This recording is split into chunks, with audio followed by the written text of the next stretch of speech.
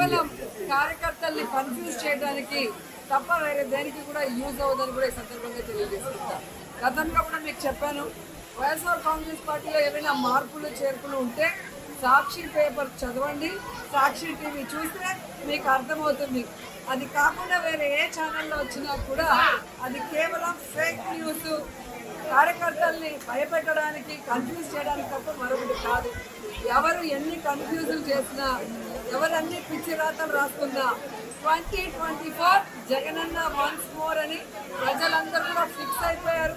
ఇప్పటికే అన్ని జిల్లాల్లో కూడా క్యాండిడేట్ని జగన్మోహన్ రెడ్డి గారు అనౌన్స్ చేసేయడం మీరు అందరూ కూడా గమనించారు.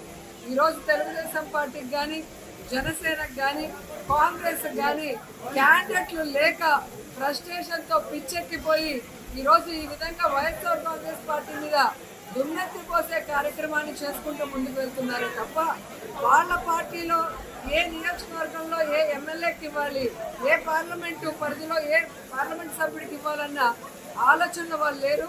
కాబట్టి వాళ్ళకి చెప్పేది ఒక్కటే, మీరు ఎమ్మెల్యే క్యాండిడేట్లు అనౌన్స్ చేయలేరు, మీరు ఎంపీ క్యాండిడేట్లు అనౌన్స్ చేయలేరు, మీరు ఎలక్షన్ చేయలేరు. మీరు ఇలా మాట్లాడుకుంటూ ఆలోచించుకుంటూ ఉండగానే జగనన్న ఎలక్షన్స్ పూర్తి చేసి రెండోసారి ముఖ్యమంత్రిగా ప్రమాణ స్వీకారం కూడా చేస్తారు అని ఘంటాపదంగా వాళ్ళందరికీ కూడా చెప్తున్నారు. ఎందుకంటే ఈరోజు సింగిల్గానే 175 పెట్టలేరు, కలిసి గుంపులుగా వచ్చినా 175 సీట్లో క్యాండిడేట్లు పెట్టలేరు.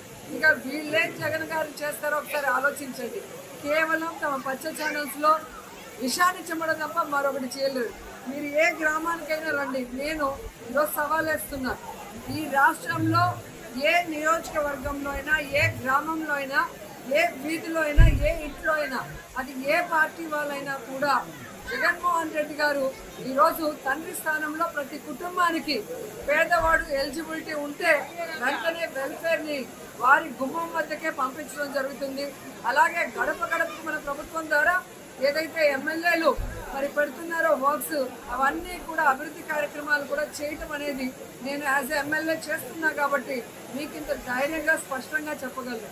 కాబట్టి ఏదో ఏసీ రూముల్లో కూర్చొనేసి ఒకటో కృష్ణుడు చంద్రబాబు నాయుడు, రెండో కృష్ణుడు లోకేష్, మూడో కృష్ణుడు పవన్ కళ్యాణ్ అయిపోయింది. ఇప్పుడు నాలుగో కృష్ణుడు హైదరాబాద్లో నుంచి బయలుదేరింది ఒక లేడీ. సో ఎవరు ఎన్ని మాట్లాడినా ప్రజలు తమ కుటుంబానికి ఏం చేశారు, తమ ఊరికి ఏం చేశారు, తమ నియోజకవర్గానికి ఏం చేశారు, ఈ రాష్ట్రానికి ఎవరు ఏం చేశారని ఆలోచిస్తే one and only YSR family మాత్రమే ఈ రాష్ట్ర ప్రజలకి మంచి చేశారు. ఈ రాష్ట్ర ప్రజల్ని కుటుంబ సభ్యులుగా భావించి ప్రేమ అభిమానంతో పాటు వెల్ఫేర్ ని, అభివృద్ధిని అందించారని కూడా ఈ సందర్భంగా తెలియజేసుకుంటున్నాం. పదవైనా తీసుకున్నామా? మేము మా నాన్న ముఖ్యమంత్రిగా ఉన్నప్పుడు ఒక్క పదవి తీసుకోలేదు కదా. మరి మాకు పదవీకాంక్ష ఉంది అని నేను వైసీపీ కోసం అంత త్యాగాలు చేసి అంత నడుస్తే పోనీ అప్పుడైనా నేను ఏదైనా పదవి అడిగానా? పోనీ అప్పుడైనా నేను పదవులు అడుగుంటే నాకు పదవీకాంక్ష ఉంది అని మీరు అనొచ్చు. మేము పదవీకాంక్షలు ఉన్నోళ్ళమే అయితే అసలు మీకోసం మేము పాదయాత్ర చేయడం ఏంటి? నా కోసం నేను పాదయాత్ర చేసుకుంటే అర్థం ఉంది, కానీ మీకోసం నేను పాదయాత్ర చేసుకుంటే నాకెలా పదవులు వస్తాయి? అసలు ఇంగితం ఉండే మాట్లాడుతున్నారా? నా భర్త అంట సోనియా గాంధీ దగ్గరికి వెళ్ళాడట. నా భర్త వెళ్ళింది సోనియా గాంధీ గారి దగ్గరికి భారతిరెడ్డి గారితో పాటి మా వదినమ్మతో కలిసిపోయాడు.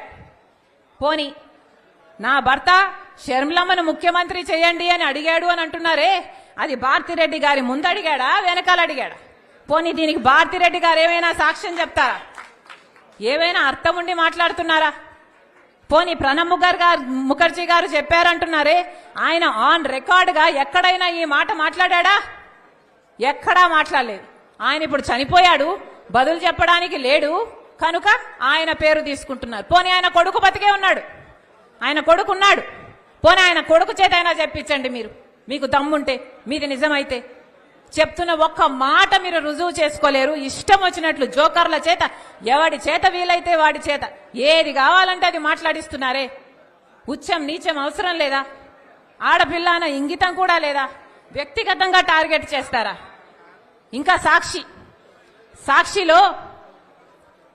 అట ఇప్పుడు తెలంగాణలో నాతో కలిసి పనిచేసిన వాళ్లకు ఫోన్లు చేసి షర్మిలమ్మకు వ్యతిరేకంగా మీరు మాట్లాడితే మేము మీకు కవరేజ్ ఇస్తామని ఫోన్లు చేస్తున్నారు, వాళ్ళకు కవరేజ్ ఇస్తున్నారు.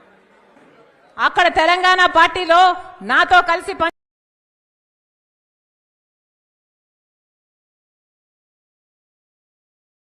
చేసిన వాళ్ళు మాకు ఫోన్ చేసి అమ్మా మాకు ఇలా ఫోన్లు వస్తున్నాయి, మీరు వ్యతిరేకంగా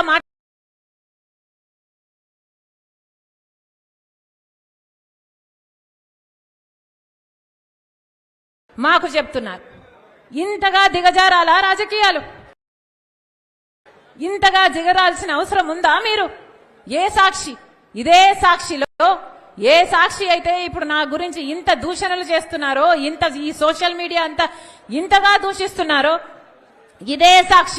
ఇదే సాక్షిలో నాకు భాగం ఉంది. ఇదే సాక్షిలో జగన్మోహన్ రెడ్డి గారికి ఎంత భాగం ఉందో ఆయన బిడ్డ రాజశేఖర్ రెడ్డి బిడ్డకు కూడా అంతే భాగం ఉండాలని రాజశేఖర్ రెడ్డి గారు నిర్ణయించారు. ఇది రాజశేఖర్ రెడ్డి గారి నిర్ణయం. ఏ సాక్షిలో అయితే నాకు సమాన భాగం ఉందో అదే సాక్షిని వాడుకొని ఈ రోజు నా మీద వ్యతిరేకంగా మీరు ఇంత దూషిస్తారా? ఇంత ఘోరంగా వ్యవహరిస్తారా? ఇంత నీచంగా ప్రవర్తిస్తారా? ఇంత అవసరం ఉందా? ఇంత నీచానికి దిగజాల్చాల్సిన అవసరం ఉందా? ఈ రోజు వ్యక్తిగతంగా మాట్లాడాల్సిన అవసరం ఏముంది అని అడుగుతున్నా. నేను ఇష్యూల మీద మాట్లాడుతున్నా. మీరు స్పెషల్ స్టేటస్ కోసం ఎందుకు కొట్లాడలేదు అని నేను నిలదీస్తున్నా. మీరు పోలవరం కోసం ఎందుకు కొట్లాడలేదు, ఎందుకు తేలేదు అని నేను అడుగుతున్నా. బీజేపీతో మీకు దోస్తీ ఉంది, మీరు బానిసలుగా ఉన్నారు. మనకు రాజధాని ఏమైంది, మన బిడ్డలకు ఉద్యోగాలు ఏమైనాయి, కనీసం క్రాప్ ఇన్సూరెన్స్ కూడా ఎందుకు లేదు అని నేను ప్రశ్నిస్తుంటే ఒక్కసారైనా ఒక ఇష్యూ మీద మీరు సమాధానం చెప్పకుండా రోజుకొక జోకర్ చెప్పిస్తారు. అది మళ్ళీ సోషల్ మీడియాలో మొత్తం పబ్లిసిటీ ఇచ్చుకుంటారు. బుద్ధి, ఇంగితం, జ్ఞానం ఏదైనా ఉందా? ఇంత నీచానికి దిగజారాలా? విలువలు, విశ్వసనీయతలు అని పెద్ద పెద్ద మాటలు చెప్పారు కదా, మరి మీకు లేవా విలువలు, విశ్వసనీయతలు? ఆలోచన చేయాలి. తెలుగు ప్రజలు పిచ్చోళ్లు కాదు, అన్ని గమనిస్తున్నారు, అన్ని చూస్తున్నారు. నేను రాజశేఖర్ రెడ్డి బిడ్డను. పులి కడుపున పులే పుడుతుంది. రాజశేఖర్ రెడ్డి రక్తం నాలో ప్రవహిస్తుంది. నేను రాజశేఖర్ రెడ్డి బిడ్డ వైఎస్ షర్మిలారెడ్డి. నా పేరు ఇదే, నా ఉనికి ఇదే.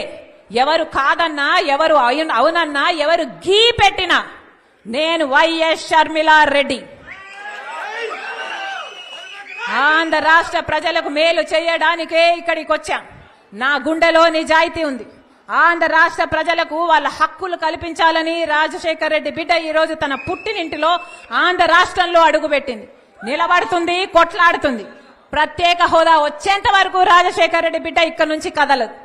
పోలవరం వచ్చేంత వరకు రాజశేఖర్ రెడ్డి బిడ్డ ఇక్కడ నుంచి కదలదు. మన రాష్ట్రానికి, మన బిడ్డలకు ఉద్యోగాలు రావాలి, మన రాష్ట్రం అభివృద్ధి చెందాలి. అంతవరకు రాజశేఖర్ రెడ్డి బిడ్డ తన పుట్టింటి నుంచి కదలదు. మీ ఇష్టం వచ్చింది చేసుకోండి, ఎంత చేసుకుంటారో చేసుకోండి, ఏం పిక్కుంటారో పిక్కోండి. ఇక్కడ భయపడే వాళ్ళు ఎవ్వరూ లేరు. ఇక్కడ ఉన్నది రాజశేఖర్ రెడ్డి బిడ్డ. ఖబర్దార్. జోహార్ వైఎస్ఆర్. రాహుల్ గాంధీ గారి నాయకత్వం వర్ధిల్లాలి, వర్ధిల్లాలి.